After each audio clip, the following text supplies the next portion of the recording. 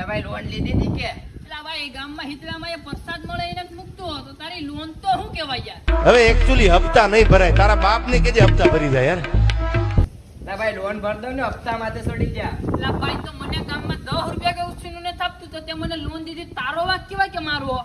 આ ઈ હપ્તા એકચ્યુઅલી કેમ ભરશે ને એને ડીપી કેમ ભર્યું હશે ને તમારા બાપના થોડા લઈને ભર્યા છે. તો પ્રોપર્ટી જપ્ત થઈ જાય હો.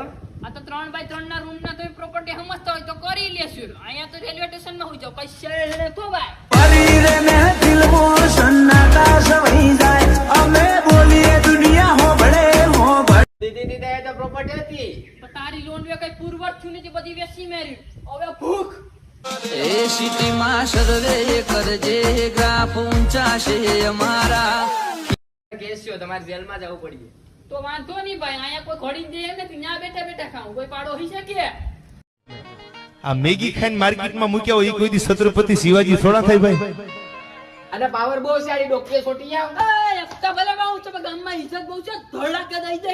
કે તમને ખબર ન પડે ભાઈ, મરદને તો જીવતાય ગજબ હોય ને મરે ગજબ હોય. ગજબ જેવી બીજી દુનિયામાં કોઈ હકીકત નથી. મરદને